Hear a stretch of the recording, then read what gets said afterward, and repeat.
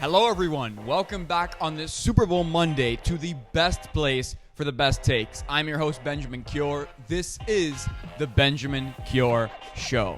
Probably the best Super Bowl in the last couple of years. Definitely the best one since that big Super Bowl, Super Bowl 51, Atlanta Falcons versus the Patriots, where Tom Brady made the 28-3 comeback that solidified his fifth ring and status as the greatest of all time. Certainly one of the better Super Bowls in recent years. A lot of action. Of course, a late call got a lot of people upset online. I'll talk about that. But overall, that game was an excellent watch for fans. And it should make the rest of the NFL very scared. Scared, terrified. They should be shaking in their boots because that game showed just how good Kansas City is. If anything, it showed how unbeatable they are in the biggest moment. I mean, I'm looking back all morning, looking at the box score, looking at the drives, rewatching certain plays and sequences. And Philadelphia played as well as they could have. Quite frankly, they played perfect, except for one fumble recovery that was returned for a touchdown that happened to Jalen Hurts in the second quarter. Other than that, they were absolutely perfect. They moved the chains. They were great on fourth down. They were great on third down. They were able to convert. Situationally, they played as good as they could. They had a lead for so much of that game, and yet it wasn't enough. Over 400 yards of total offense was not enough to stifle the Kansas City Chiefs and their advances. And if anything, this just proves what I've been saying all year on this show and what a lot of people are starting to finally acknowledge. The NFL is an offensive coach and elite quarterback-driven league. Patrick Mahomes, everybody thought, if I would have told you before that game, Patrick Mahomes will have 182 passing yards, and I didn't tell you anything else, you would look at me and say, oh my God, Patrick Mahomes choked in the Super Bowl. He had another awful performance. 182 yards, that's not enough to win the game. Because Patrick Mahomes, coming into this week, a lot of the conversation was how bad he had been in previous Super Bowls. He hasn't had his brightest or most shining moments. Even in the Super Bowl that he won against the 49ers, it took until the fourth quarter for him to win that one in Miami. Everyone knows that story. But it shows you that the Chiefs have a different dynamic way of winning, a way that many of us, including myself, could have never predicted. Isaiah Pacheco stepping up big time, 15 carries for 70-plus yards, a guy that they got as a late-round pick who's making less than $500,000 per year, is on a rookie contract, is on the bare minimum contract, and he plays like that in the biggest moment of the year. It shows you Kansas City is smart. They're leaning into the offensive side of the football. They are leaning into coaching, leaning into their one of the greatest quarterbacks of all time already. Not quite the GOAT yet, but certainly on his way in Patrick Mahomes. They're leaning into drafting. They're leaning into drafting offensive players with speed and agility. The days of tough in the trenches football are over. That is not as nearly as prevalent as it was back then. I mean, this defense for the Eagles was one of the best defenses, probably the best defense of my lifetime, was statistically just as good, if not better in certain areas, than the greatest defense of all time, what we considered to be the 80s Bears, which of course I was not around for, but I have heard plenty of stories and documentaries about. I mean, that Eagles team was built to stop the Kansas City Chiefs. If anybody could do it, it was going to be them. Toughness, big guys at the line, offensive line, defensive line, absolutely loaded with a lot of pressure, some veterans in the secondary that have really come up big for them over the course of the year. And Mahomes was perfect. Sure, 182 yards, nothing to write home about, but 3 touchdowns, 0 interceptions. Mahomes was flawless. That's the big thing here. Bill Belichick used to always say, and Tom Brady would repeat this quote, you can't win a game until you can keep from losing. Patrick Mahomes kept from losing the game.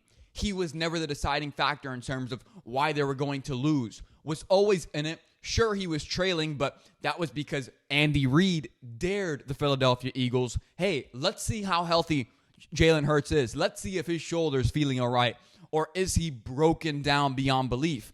And that was honestly a fair guess because Jalen Hurts, going into this, had 2 back-to-back pretty clunker games in the playoffs. He had played less than formidable quarterbacks, but his team was able to win because the recipe is not to win through Jalen. They hadn't needed that yet.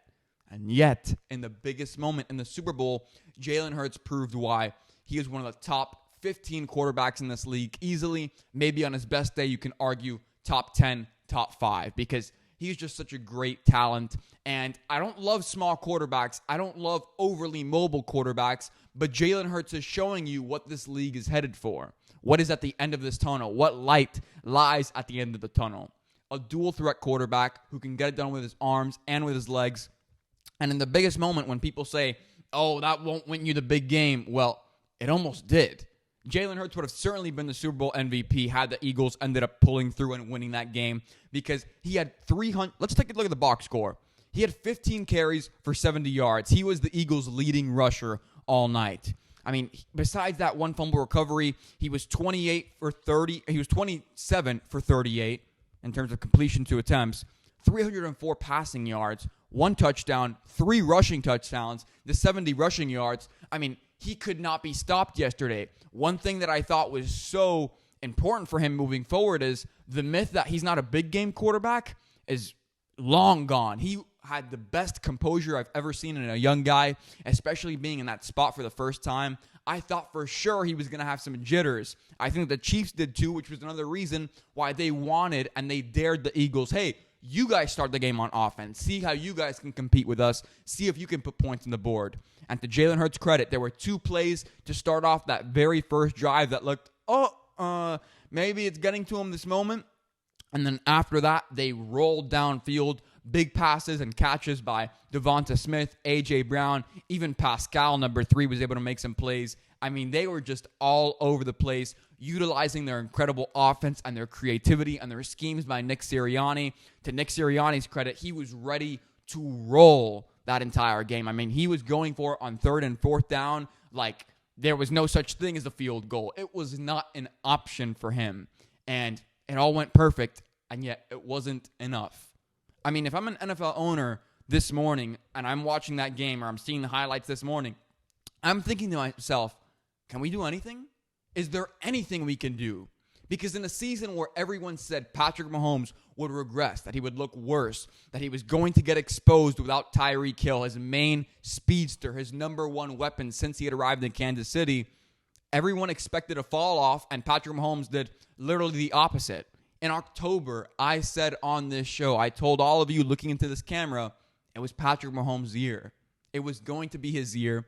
I said it. He was going to break the MVP curse in the sense that he would win the MVP and the Super Bowl for the first time in years since Kurt Warner. He was that guy. It looked like it all year. He played with tremendous composure.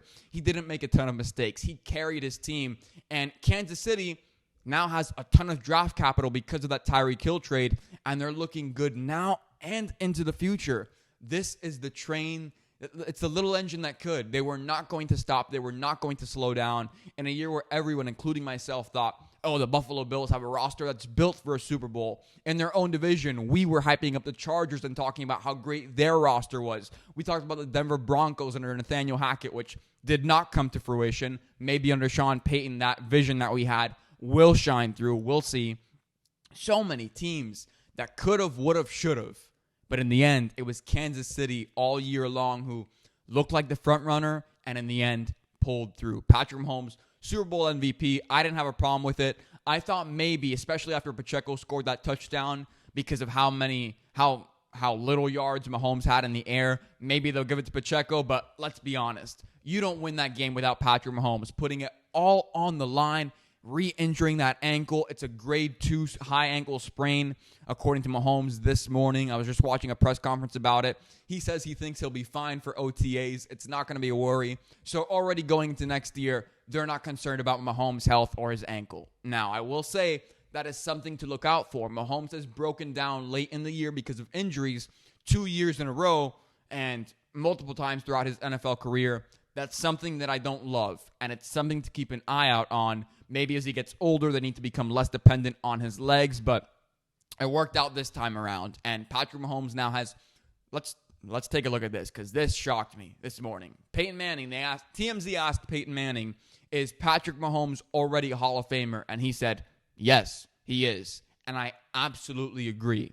If Patrick Mahomes retired tomorrow, he would be a first ballot Hall of Famer because in 5 years as a starter, 6 years in the NFL, he has won 2 Super Bowl championships, 2 Super Bowl MVPs, 2 regular season MVPs. He's been elected to the Pro Bowl 5 separate times, and he's been chosen to the first team All-Pro twice. That's one of the best starts to a career I have ever seen in the NFL. And although I hated the Patrick Mahomes is the new GOAT talk last week, and I thought it was too soon, it was premature, I understand the track that Patrick is now on. He is certainly on his way to, I'm going to predict this right now, Patrick Mahomes will win 2 more Super Bowls in the next 5 years, which will put him at 4. At that point, he's 27 years old right now. In 5 years, he'll be 32. I still think he'll have some good playing days ahead of him. We'll see what the team looks like then, barring any unforeseen circumstances like detrimental injuries late in the season or Andy Reid retiring, which, by the way, Terry Bradshaw, he was brave asking Andy Reid, are you thinking about hanging it all up and going off and riding off into the sunset on a win when the team owner, the Hunt family, was right there, and he looked at Terry Bradshaw like, you really got to ask him that question right now? Can we not wait a little bit? Because let me tell you, what Andy Reid has built under Patrick Mahomes is special, and I think Andy Reid knows I'm not done quite yet. I've had good quarterbacks all throughout my career, but I've never had anything like Patrick, who is the greatest quarterback talent I have ever seen and could end up being, who knows, the greatest quarterback of all time. I don't think so, but there's a case to be made for it. Kansas City absolutely rolled. I mean, Mahomes throwing to 7 different receivers, a very diverse attack. It was death by 1,000 cuts. Philadelphia never had a chance. And I had people in my own household who were in doubt throughout the course of that game, especially going into the second half. Pretty much everybody online saying, no, the Eagles are going to win this game. The Kansas City Chiefs have not been able to come back. They're not in the lead. I said it. Although I picked the Eagles, and I'll be the first one to say that, I knew in my heart of hearts that the Eagles needed to be blowing out the Kansas City Chiefs in order to secure the win from quarter number 1. I thought they'd do that after they scored in the opening drive, but Mahomes and the Chiefs they stayed close. It was such a Brady-esque Super Bowl. Always down. The defense was a little bit lackluster for the Chiefs early in that first half, but in that second half, locking down, the perfect coaching, the perfect calls, and a perfect performance from Patrick Mahomes on one leg. I can't believe what he has shown us this year. He is the definition of toughness and of a competitor. I mean, total yards, 340 for Kansas City. Philadelphia, 417. That one turnover by Philadelphia. Look at the first downs. Philadelphia, 25 first downs to Kansas City's 21. Time of possession, I told you the Eagles were going to dominate time of possession. They did that 35 minutes and 47 seconds to 24 minutes. I mean, there was nothing more they could have done to win this game. I don't think there's another team that could have put up a better fight in the NFL besides maybe the 49ers with a healthy Brock Purdy, but it shows you Kansas City is where it's at. They are the gold standard right now. There is no talk about Josh Allen or Joe Burrow as being the best quarterback in the league. It's Patrick Mahomes any day of the week and twice on Sundays. He is the reigning Super Bowl champ. So when the game was all set and done yesterday, the Chiefs took the podium with Terry Bradshaw to be presented the Lombardi Trophy. The Hunt family was there, Andy Reid was there, Mahomes was there. And as Mahomes finished up his interview and Bradshaw brought in Travis Kelce, you heard Patrick Mahomes scream kind of afar into the mic, "That's the greatest tight end of all time." And they were joking, and it was a very happy moment. But, of course, I believe that they believe that. And I do have a problem with that because Travis Kelce, I like the guy a lot. He is clearly one of one. He is a unicorn. But Travis Kelce is not the greatest tight end of all time. That title belongs to Rob Gronkowski. And, people can argue all they want, especially we'll see this as the Mahomes conversation continues to progress. People will always say, even if Patrick Mahomes doesn't get the 7 Super Bowl rings or more, they'll say, well, he was a way better quarterback than Tom Brady. But we're talking about greatness. And rings are a part of greatness. That's why the Michael Jordan, LeBron James debate exists till this day because LeBron doesn't have 6 Super Bowl rings. He's not undefeated in the NBA Finals. He's not perfect. He has 4 rings with a couple losses in the NBA Finals. That's why that argument will always exist. Now, in the case of greatest tight end of all time, Rob Gronkowski has 4 Super Bowls with 2 different teams. And Travis Kelce, although I like him a lot, he doesn't embody the greatest tight end of all time. He has 2 less Super Bowl championships than Rob Gronkowski. He doesn't block nearly as well. But I can understand why people may see Kelce as being the next guy in line as the best tight end of all time, or the best tight end in the league right now. One day when Travis Kelce is retired and he's inducted into the Hall of Fame, when I have people ask me on my shows or even my kids, hey, what made Travis Kelce so special? I think it's very easy to say, he was unguardable. That's the answer. He was unguardable. You threw 2 guys at him. You put him in man-to-man coverage. You put him in zone. Whatever you did, he found a way to slip through your coverage and make you pay with massive downfield plays that almost felt like daggers, like walk-off threes in the NBA. Every time Kelce makes a catch, it feels like that. It is demoralizing. Your defense can play perfect situational football, have all the wide receivers covered, and then just leave Travis Kelce a little bit of room, and he has the room and the football IQ and the speed and the power to make those massive plays. So that is what is special about Kelce, the fact that he's unguardable. But he's not a better blocking tight end than Rob Gronkowski. He doesn't have more rings, and to me, that matters when it comes to greatness. And I don't have the NFL rights package like a guy like Pat McAfee does to show you highlights, but go look at the career highlights of a guy like Rob Gronkowski, the way he stiff arms guys, the way that he moved, that he would carry guys on his back and on his legs before eventually scoring a touchdown. He was a machine. He was unstoppable. And the one thing that'll get in the way of his legacy was the fact that he was hurt so often and he was not healthy or 100% so often. That's why Mahomes will finish with more yards, more receptions, probably more overall touchdowns, because he plays. He's not injured very often. And although he doesn't play every single snap, his availability is far superior than a guy like Rob Gronkowski. Gronk was always injured, was always dealing with something, but it's because of how physical Gronk played. And to me, that matters. As we wake up this morning, recency bias will take over on a lot of shows, and I'm here to tell you, I like the Kansas City Chiefs. They are the next dynasty for the next 10 to 15 years easily. Patrick Mahomes is the greatest quarterback talent I've ever seen. He might be on his way to becoming the greatest quarterback of all time. We'll see. Travis Kelce is the best tight end in the league, but he's not the greatest. Many shows will tell you differently. I'm here to tell you, watch the tape. Gronkowski is superior in pretty much every category, although he was not nearly as shifty or as good a route runner as a guy like Travis Kelce, who is, quite frankly, playing backyard football on every single snap. And it's special to watch. Just don't call it what it's not. This segment should be fun because we haven't talked combat sports in a long time on this show. I'll be the first to tell you the conversation is long overdue. And this was the perfect weekend to include some combat sports talk. So UFC 284 in Australia. At the top of the card, we had Islam Makhachev versus Alexander the Great Volkanovski. I think the last time I spoke about combat sports on the show was when Volk took on the Korean Zombie, and that was a long time ago. So let's break down the matchup if you were watching. First of all, great matchup. We might have had the fight of the year in the first 40-something days of the year. I mean, that was a show-stopping performance by both guys. And I'll be honest, I've never been the type that goes with a fan favorite, Volk. I kind of knew going into that matchup that Islam was going to win. And ESPN no longer does the pick'ems on the app because I would have done it, but I would have picked Islam to win that fight.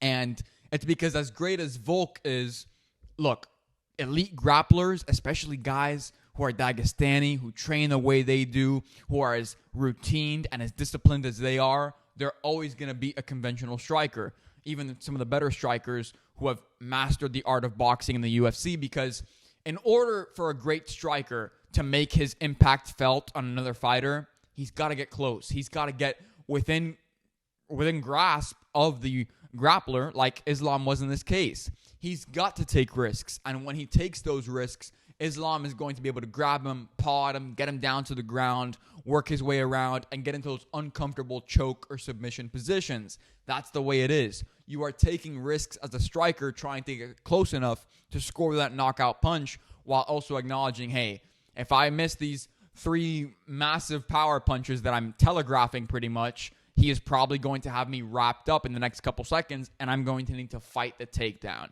And that's pretty much what happened throughout the fight. I agree, Islam won the majority of those rounds. I don't remember exactly what the scorecard was, but he was up in my books. And although Volk put on a great performance, Islam won that fight. Now, I will say, Alexander Volkanovski might be the only man on earth who can hang with Islam Makhachev. I mean, that was as close to perfect as you could have thought. Was able to defend all the takedowns, was never in a really vulnerable position. He talked about how weak he was during those takedowns and those submission attempts when he had him in a rear naked choke. I mean, Volk was so calm. He was even egging on the fans. He was looking at the camera. He was smiling. He was eating up all of that energy, and he was very, very ready for that moment. And I don't think Islam expected Volk to be as challenging as he was. Usually it's the other way around. Guys underestimate fighters like Islam because of their quote-unquote boring style of fighting. Volk was totally prepared. He came in there knowing exactly what to expect, and he was able to defend pretty well against Islam and was never submitted. I mean, that was probably the number one, the favorite bet of the fight was Islam by submission. Wasn't able to get it done. And Volk has just he's further pushing his case as one of the best fighters in the world. Now, he'll drop from number one on the pound-for-pound rankings in the UFC. Islam will go to number one because you can't have a fighter lose a fight and then maintain their position or technically go up in the rankings when they lost. That's not the case. But this fight definitely proved that Volk is the only guy in the world who could possibly run in that cage alongside Islam. And I think, a rematch would be great. I don't think they're going to do that. I was listening to Ariel Helwani on his show on The Ringer after the fact, and he made it pretty known. While fans would love to see that happen, it's probably not the case because both guys are kind of holding up their division right now. You have an interim fight that Volk can take right now, settle his weight class. He doesn't really lose anything. He was playing with house money essentially during this, so he didn't lose his title. Islam is going to have plenty of challengers in the wings. They've got to take care of their business. But if there was ever a rematch that made a lot of sense for a double champ to potentially come into the mix here in the UFC, it would have been this situation now, Volk and Islam. That was probably one of the best fights I've ever watched. It was back and forth. Neither guy was backing down. I emerged from that fight more impressed with Volk than I do with Islam, though. I knew Islam was going to bring the house. I knew he was going to try to maul Volk. But Volk kept his composure, was able to stay grounded, was able to land a ton of significant strikes, damage Islam, but it just wasn't enough. I didn't expect it to be enough. I think that's why I emerged from that fight, unlike other people, so impressed with Alexander Volkanovski. So when I watch award ceremonies, I'm never the emotional, oh, look at that kind of guy. I appreciate these athletes. I really get into their speeches. I enjoy them. But there was something to be said about what happened on Sunday before kickoff. And I think if you follow me on Twitter, you know exactly what I'm talking about. The Dak Prescott Walter Payton Man of the Year Award trophy presentation. So the night before, or not the night before, earlier in the week, we saw Dak take the stage at the NFL Honors, and he was presented with the Walter Payton Man of the Year Award, and he gave an excellent speech. And I've always told you, I like Dak as a person. I mean, he's the perfect guy at the podium. I just have a problem with his play. But in that moment, they were focused on who he was as a person, and I was all in for it. I celebrated him. I put out a tweet about it. I mean, it's awesome when you have an NFL, such a global sport that has such great examples at the helm, like a Dak Prescott, especially the guy who is essentially a spokesperson for the biggest franchise in the world in the Cowboys. So I appreciated everything that he's done, how he acts, and how he composes himself. It was really something to watch. But on Super Bowl Sunday, they decided to have the presentation where the previous Man of the Year, who was Andrew Whitworth, who is now in broadcasting and TV, presents the award to the winner, in this case, Dak Prescott. And when they presented him with that award before kickoff, every single fan in that stadium booed him. And he was such a good sport about it. He laughed. Everyone around him was like, oh, well, what are you going to do about it? I was so upset for him in that moment. And we all know who was jeering those boos. It was those Philadelphia Eagle fans who are insufferable. I mean, They are some of the worst fans in the NFL. They do so many awful things. They treat fans awful. They don't treat the opposing players well at all. And then to boo Dak Prescott, I get it. He's a division rival. He's a historic rival because he's the Cowboys quarterback. That's not the moment after knowing his story, what he's been through and everything he's done for the community and for mental health and for awareness. That's not the moment when he's getting his trophy before the game to boo him off the field. He took it so well. I felt so bad for him. I was very upset by that. Just a classless show by Philadelphia Eagles fans. And I had somebody reply to my tweet saying, look, this is not your average game. This is the Super Bowl. We all know it's no secret. The normal fan can't go to that game. It is super expensive. The average resale ticket, they said on the broadcast, was going for over $10,000. So they're saying those are the more civilized Philly fans. They're the ones who are probably, business people. They're in the industry. They're trying to stay level-headed and calm, and they still booed a guy like Dak off the field. I didn't love the look. I had a massive problem with it. It was pretty frustrating to watch before the game. I didn't like that at all. Be better, Philly. We've had some time now to digest this blockbuster NBA trade that sent Kyrie Irving to Luka Doncic last week. I told you my initial impression on the show, this was going to work out. It's the perfect number 2 for Luka. He gets a playmaker that he can bounce off of, someone he can rely on when he is essentially very tired or triple covered, which has been the case in many of these NBA games in the playoffs. When they figure double Luka, force everyone else to beat you, that works because Luka is the only formidable playoff player on the Mavericks roster. So this was going to give them some flexibility, a great playmaker, and it was going to show Luka essentially, hey, the front office is here to help you. We want to make sure that you're here for a long time and that we can win. We're not settling for a couple playoff appearances and then first round go home. That's not what they're trying to build. Mark Cuban, aggressive, very desperate businessman at times. He knows exactly what he wants. He doesn't want a generational talent like Luka to go to waste.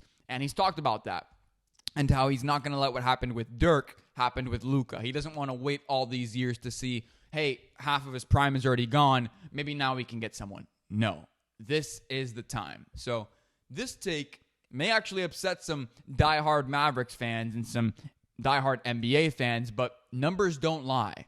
Kyrie Irving is already the best point guard that the Mavericks have ever had, and he might be the greatest. Now, give me a second here. The Mavericks have had plenty of great players throughout their franchise history. Dirk is the main one. Now, I'm talking about guard, specifically point guard.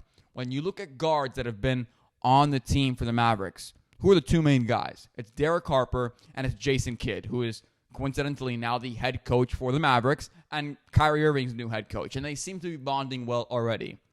The thing about Derek Harper is, he leads the team. He leads the franchise with most games played at the position and most minutes, but he never won a ring. So he's kind of out of the greatest conversation already. Now, Jason Kidd did win a ring with Dirk in around the 2010s, 2011, 2013. Don't exactly remember the year, but he won a ring. So Jason Kidd has that in his favor. But Kyrie Irving is a generational talent. Elite playmaking ability, elite scorer, can make his own shot, is an elite distributor, has some of the best handles we've ever seen in NBA history. Certainly top 3 right now in the NBA alongside guys like Steph Curry and maybe Dame, or maybe you want to put Ja in there. I'm not sure. Whatever your order is, he's got it. He's in the top echelon of players.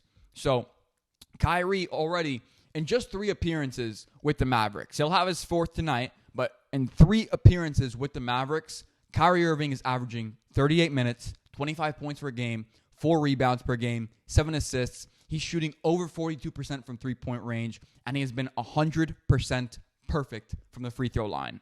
That's the best talent they have ever had at the guard position in that franchise. And I'm sure Mark Cuban already acknowledges that. He sees it. You can see it on the floor. This guy's different. We've never had a talent like this. So the question becomes, can Kyrie Irving maintain his off-field activities? Can he keep them at bay? Can he keep the shenanigans and the, quite frankly, circus that is Kyrie Irving's off-court duties? Can he keep that at bay? Can he stick to just playing basketball? If he can, the Mavericks are in for a really special player. they're going to have extended success in the playoffs, and they may even win the whole thing, but we can't say it as convincingly as we thought, because late last week, which I haven't even discussed on the show, Kevin Durant was traded to the Suns in a blockbuster trade. They are certainly the favorites to win the finals now. That was a game changer. But for the Mavericks' sake, they've got it going. They look really good. I haven't even seen Kyrie play with Luka quite yet, but we can already tell this is going to be a special duo in Luka and Kyrie, because Kyrie is a playmaker. He's one of the best players in the world when he's on the court. The only thing we ever question about him is his off-the-court antics. I don't think for now it'll be a problem. We'll see how things progress. With that, that is the conclusion of the Benjamin Cure Show. Thank you so much for tuning in this week. Quick pause before we close the show. You guys are going to be the first to know. I'll put it up on social media later in the week probably. I'm officially joining Memo. That's right, MEMMO.me. Essentially, it's a competitor to platforms like Cameo. So now, if you're ever celebrating a birthday, a promotion, a wedding, whatever it may be, even if you need a pep talk with some motivation, you want to ask me questions about my career or the show or my sporting perspectives, I'll usually get back to you in the TikTok comment section, which you can check out. But now I am also on Memo. So I'm excited to make those videos for you. I'm excited to get to know you guys better. I'll probably post a link on Twitter and on my Instagram bio, and I'll find a way to embed it onto the Benjamin Cure website. So make sure to check all those pages out. It'll be up later in the week. Just wanted to let you guys know first, because this is our special kind of family environment where we talk all things sports. With that said, thank you so much for tuning in this week. Some big progress being made in the social media area. Over the weekend, we have reached over 2,000 followers on TikTok. The page itself, I just saw this weekend because I was applying for different scholarships for school and because I was updating my website. Over 100,000 views lifetime on the TikTok page. Over 250,000 impressions on YouTube with the show. That's all thanks to you guys. Thank you so much for tuning in. Thank you so much for engaging. I'm glad you guys come here every week and enjoy what I have to say. It is a dream come true, and it's the best job in the world. Until next week, maybe some more breaking news from here. Until now, we'll break it all down next week. See you next time.